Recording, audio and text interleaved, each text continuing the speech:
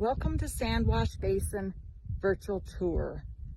Due to the coronavirus, I have decided that it might be a good idea to just let you guys ride along with me for the day. Not sure where we'll go, but I'll keep you posted as we go along and hope we find a bunch of horses. I think it's hard for people to understand how big Sand Wash Basin really is and how remote it really is.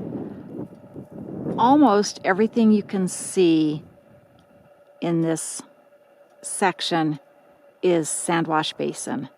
The very outlying mountains, a few of those are actually still BLM land, but out of the herd management area or out of what we refer to as Sand Wash Basin. It's remote out here. When we come out prepared. You need to make sure that people know where you're at. You need to be prepared to change a flat tire, spend the night if the roads get wet or muddy. These roads become very, very slick when they're muddy, and you may end up getting stuck and stranded, because if you can't get out, chances are nobody can get in to get you out either. We are approximately 2 hours from medical help. It's probably an hour where we're at right now to Craig, but by the time you get to a place where there's cell reception, because cell reception is very spotty, and by the time that help gets to you, unless it's a flight for life type situation, you're looking at 2 hours to get help.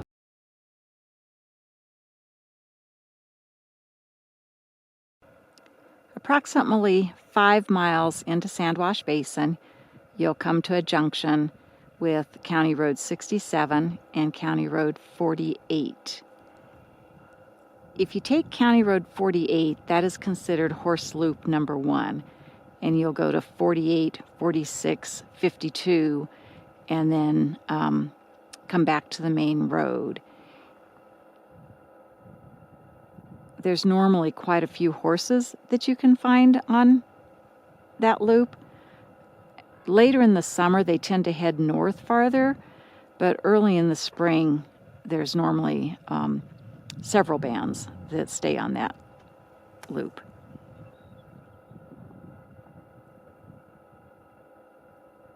Again, almost everything you can see in here is either BLM land or the HMA, and probably the majority of it is actually the HMA, our herd management area. Up on the ridge over here, see if I can spot him again, is, I believe, Saratoga with his band. Actually, yes, I still believe that's who that is. Sometimes in my camera it's hard to tell until I get home who the bands actually are, just because of my viewfinder in my camera. But I do believe that's Saratoga.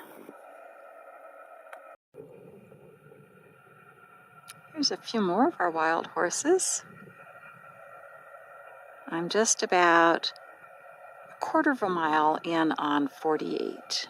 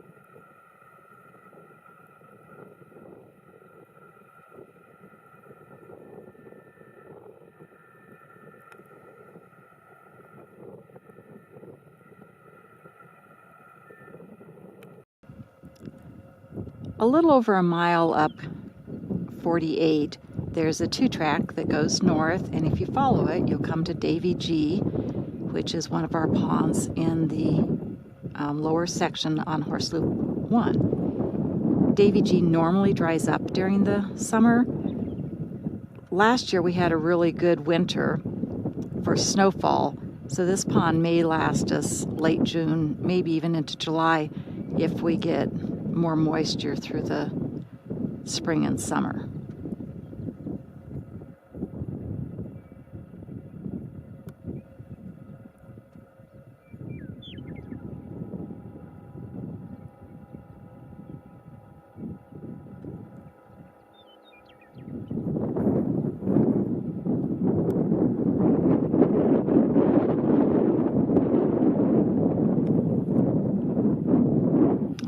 Over here you'll see there's actually several bands of horses that we'll see as we go around.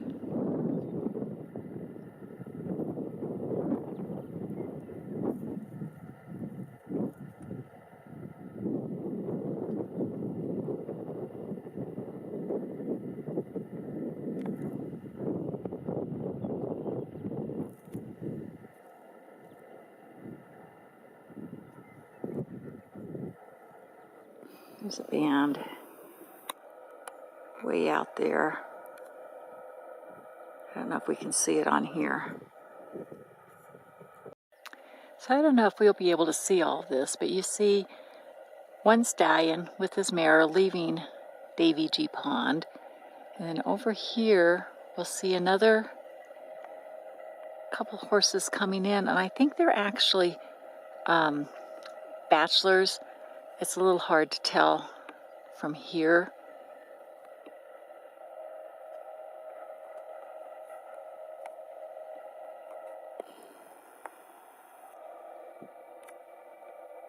Oh, it looks like it's Meteor, actually. And I'm not sure who he's with. But they're coming towards Davy G Pond.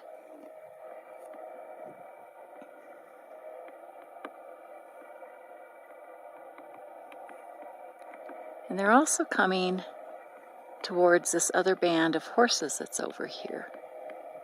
And we'll watch them, because every once in a while, the horses in this band kind of pick up their heads and look, and it's like, okay, is this somebody that's okay? Or is this somebody that's going to try to take our mares away, and we're going to have a little sparring match here? So we'll watch them for a little while. They're still kind of heading this way, but now they've spotted the other stallion with his mare, and they're checking it out to see if they want to come forward, go challenge him, go check out who the mare might be, or if they just want to come get a drink.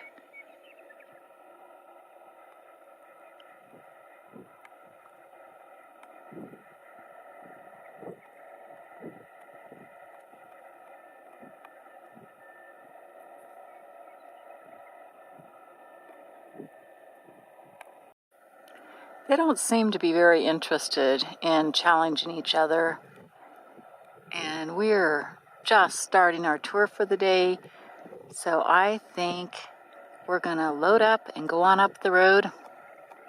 See if we can find some horses that are closer to the road and get some more pictures.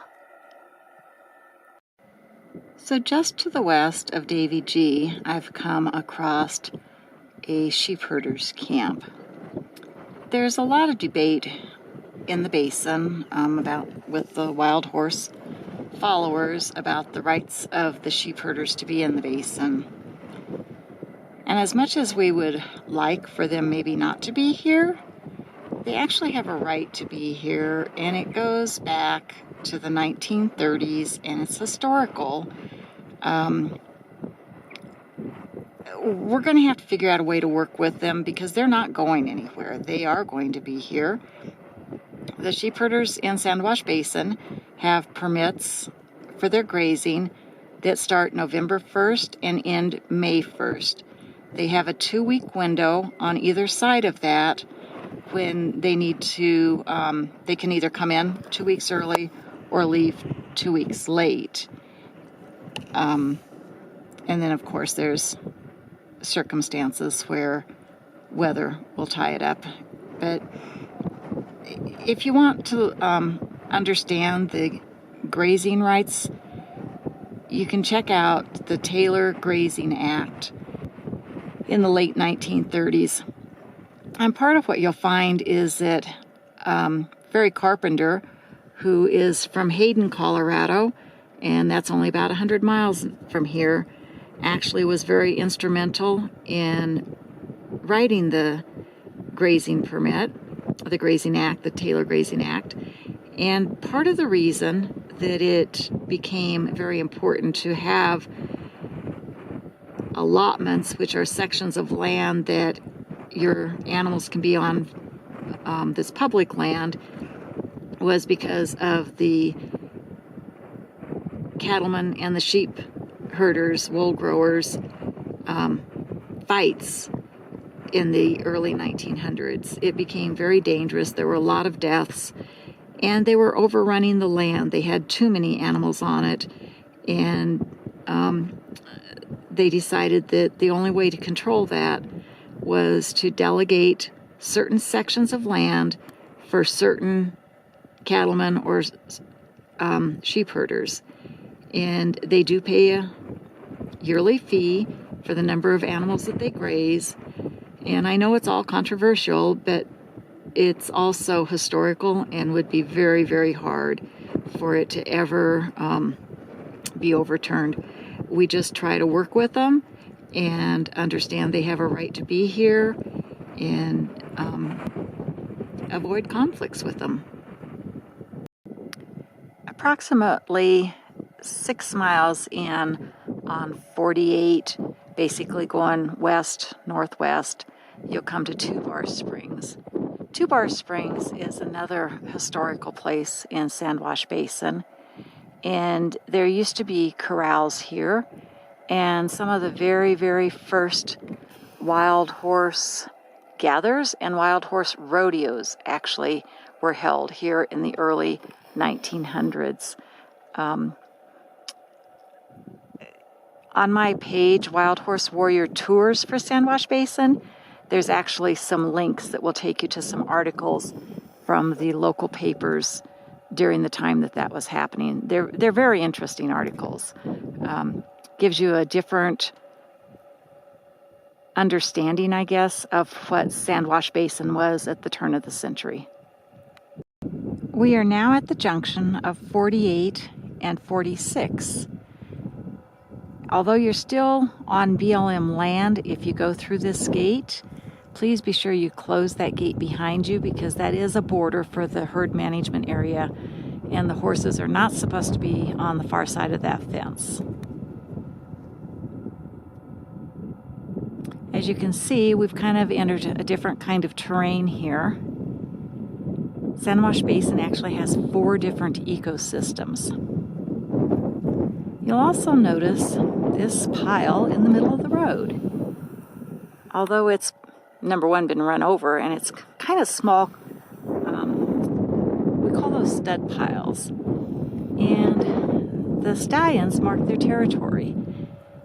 So when you're driving down the road and see those piles in the middle of the road, you'll know that a stallion was through and was letting the other stallions know that he was in the area. The mountain up here, way back there at the back, is Lookout Mountain.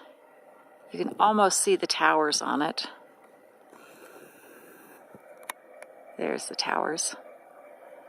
That's the far northwest corner of Sand Wash Basin.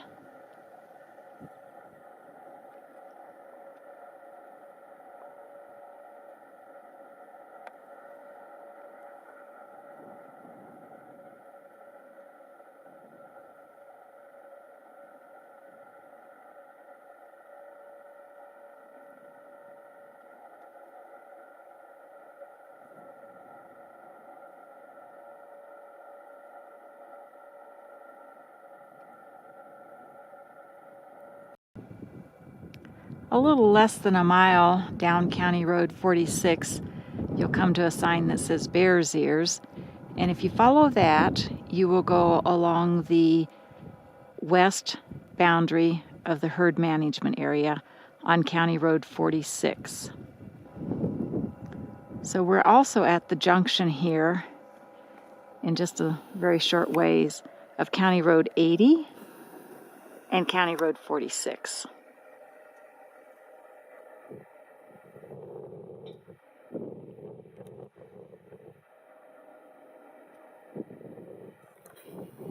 We're going to start by going down 80, half a mile or so, and go to what we call Picasso Pond. And then we'll come back up and continue around Horse Loop 1 on 46. This is Picasso Pond. A lot of times it has water all summer, or at least into late fall. We're just on 80, about half a mile from the 46 80 junction. We're going to go back now and go back to 46 and turn north. I forgot to tell you that if you have an emergency and really need to get out, the gate at 46 does take you directly to 318, and it's actually faster than going on down 48. So you could take 46 and go clear out to 318. We're now at the junction of 52 and 46. Bears Ears are the two peaks that you see at the very far in the horizon. If you continue up 46 at this junction, it'll actually take you clear up to Lookout Mountain. But there's quite a bit of snow up there. I don't think it's a good idea to venture up there probably for another month. If the weather warms up, maybe sooner, but I wouldn't go very soon. Because there's Lookout Mountain. It's a ways up there. It's a good couple-hour drive. The road's not too bad, but there's not much cell service. And if you get back there and don't know where you're at, it's going to be hard to tell somebody where to come and get you if you have a problem.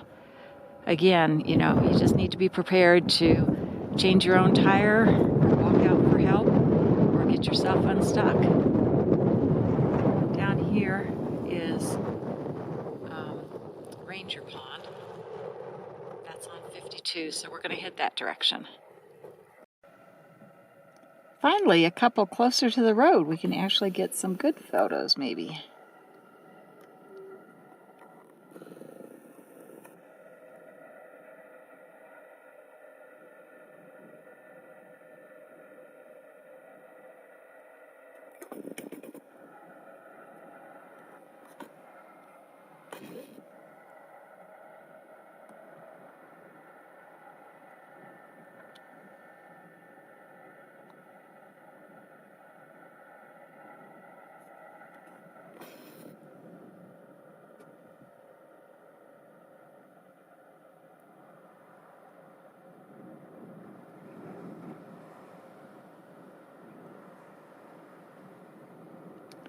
This time of year, sometimes it's hard to get a face shot. They're looking hard for new grasses that are coming up, or better vegetation. They're still eating last year's growth, and so if they can find something green, they're looking hard for it.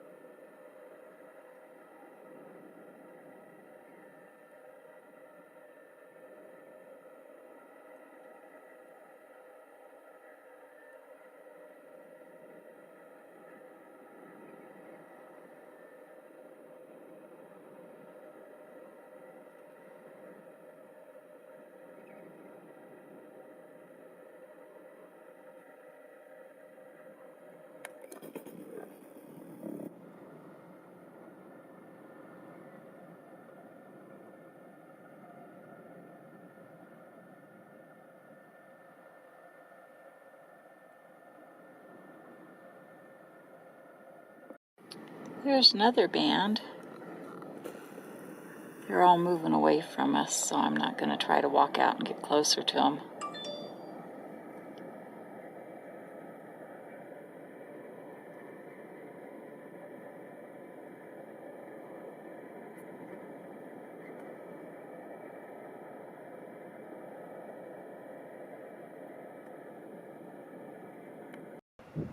Sometimes we drive a long time before we find horses. And then we can find a bunch.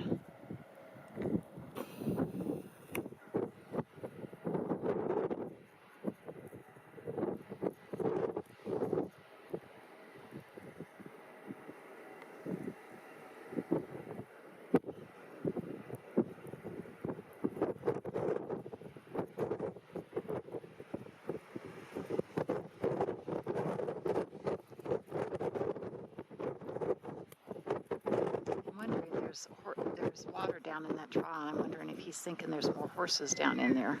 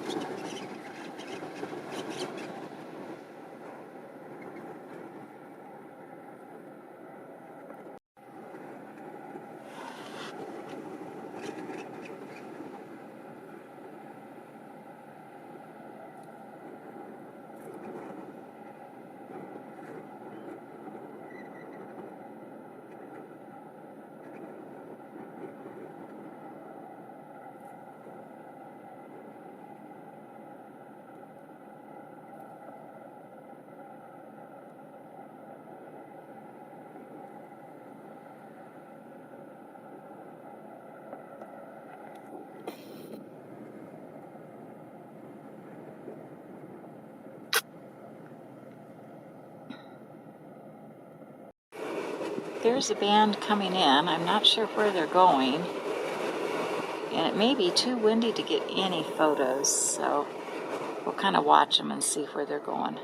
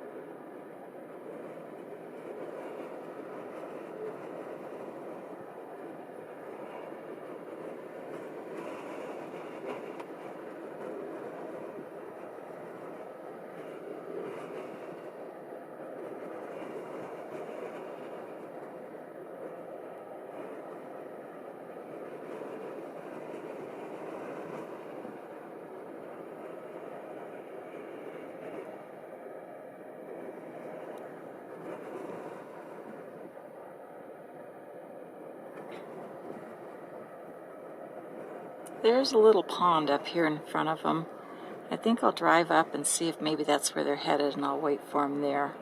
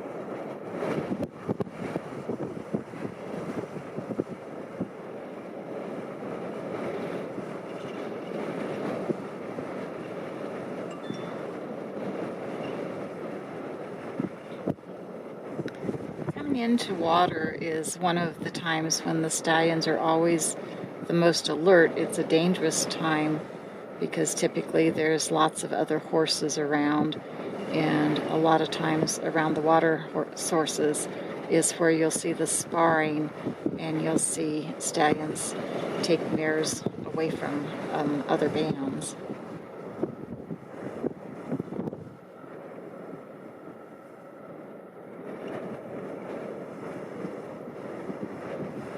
I'm quite a ways away from these guys.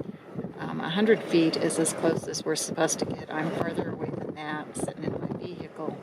But there's also traffic up on the road above us, and there was an ATV that actually may be on the road that came down. I'm not sure, I haven't been able to spot it.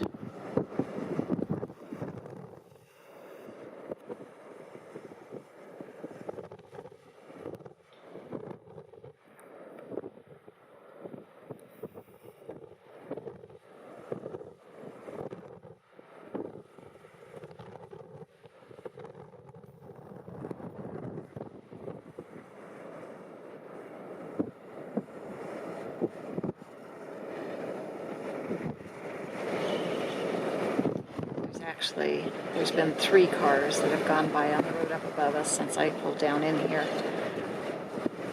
plus the ATVs. So they're watching. They came down, they got their water, and now they're heading back to where they can feed some more and get away from the water source. The wild horses, especially at this time of year, they come in, they drink, and they leave. They do not typically stand around a water hole if there's adequate water for all the horses.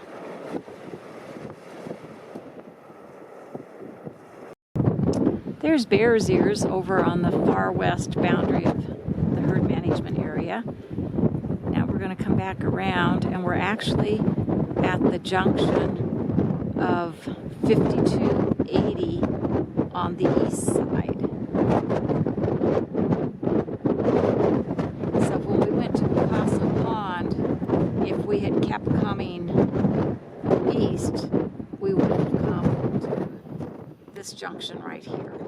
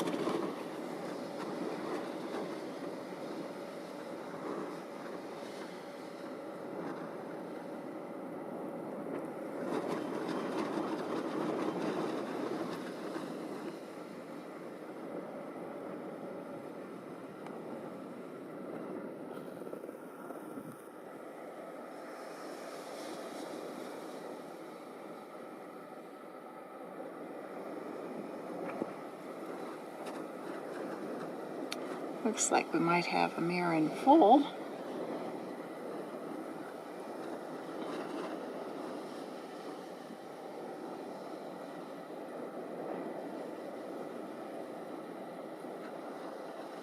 This could actually be a couple bands.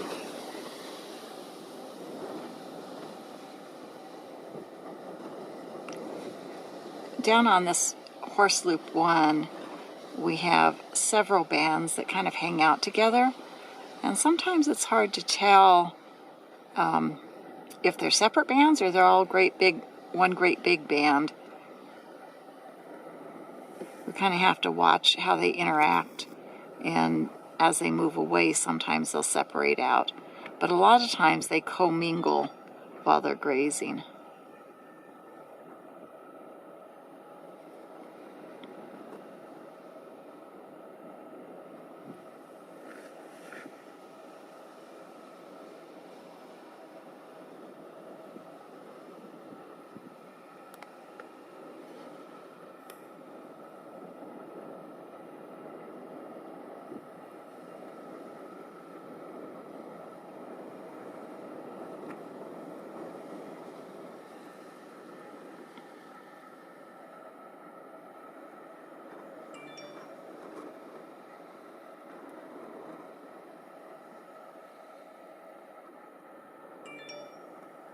There was also another band that I saw out there.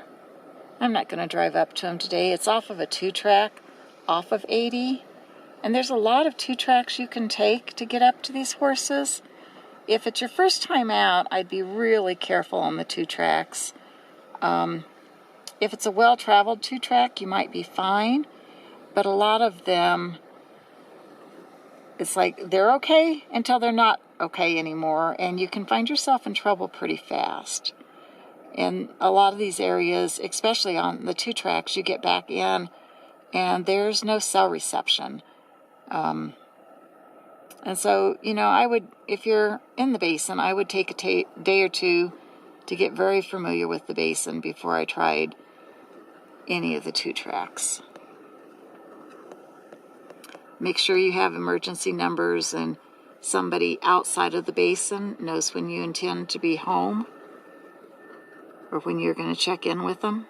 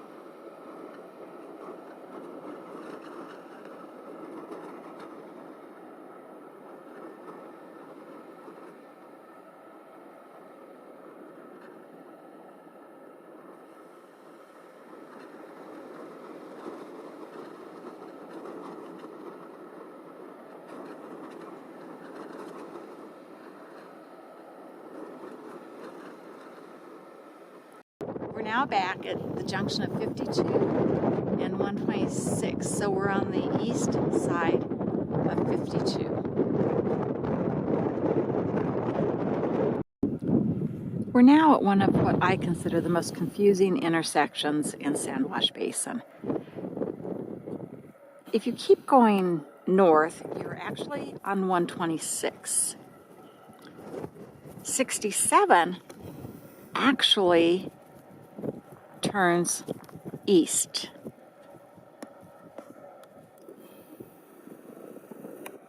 So if you're coming in the basin on 67 and you get to this junction, you think you're on the main road going straight through it, but you actually have changed to 126. 67 goes east here, and it will go over, and on that far ridge or thereabouts, it will do a loop and go north, and it goes north for several miles, and then it will come back and join 126 north of here, and from that point on up to Lookout Mountain, which this is Lookout Mountain up here, you are again on 67. I think a lot of people get confused right here. It's on the map, it's well marked, but we just don't look at the road signs very often, I guess. If you keep going north on 126, you will get to the junction we were just at a few minutes ago, which is the 52 going west. You can then go 80 or 52 over to 46. So hopefully that's not too confusing. If you see these yellow signs like this throughout the basin, you will see some of them say Horse Loop 1, Horse Loop 2, or as this one says, go left if you want to go to 67 and the exit. Back on 126E, and we just found Sapphire and Indigo.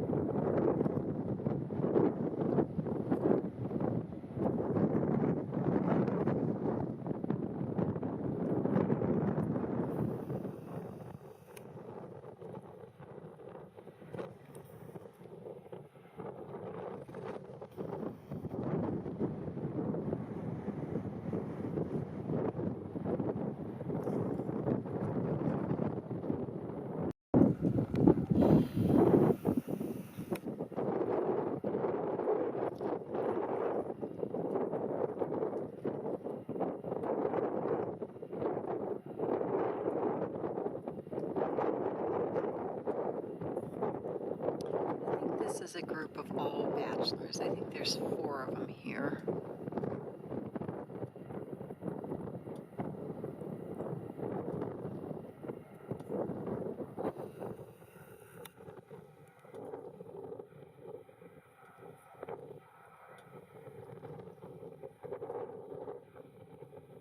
That's Lexer.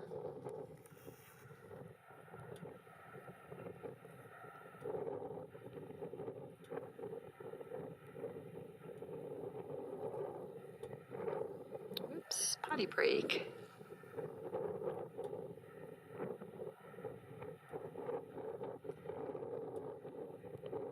Should that is Disco.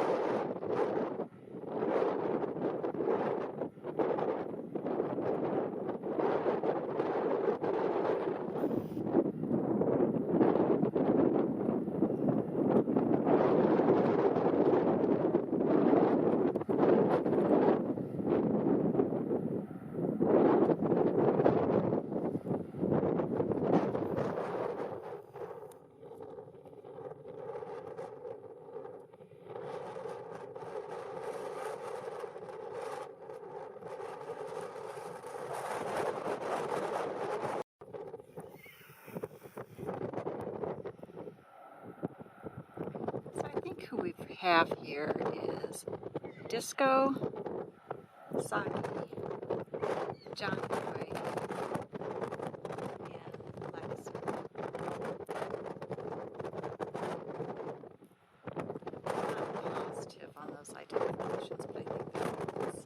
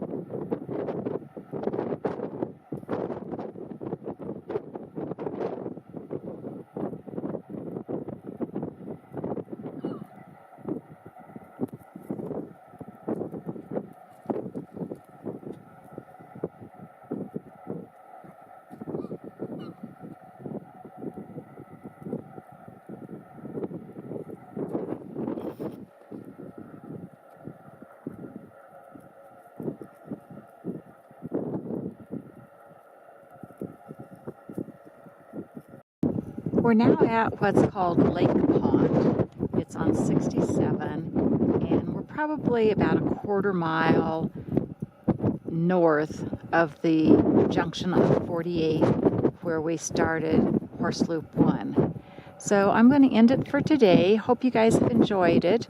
I've been out here probably about 5 hours now, and I'll obviously edit it down and you'll just get some of what I've recorded.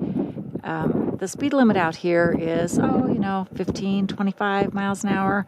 On a good day, you might have stretches that you go 35. If you come out, just be sure that, you're prepared. Like I said, Horse Loop 1, it was about 4 hours to make it around the whole thing. I stopped a few times for horses. You could probably do it in about 2 hours if you don't see any horses. But kind of the whole point of coming out is to see the wild horses. So each one of the loops we'll take is probably a 3 to 4 hour drive, and then more time depending on how long you stay with the horses that you might find. Take care, stay safe, and we'll do this again with Horse Loop 2 soon. Bye.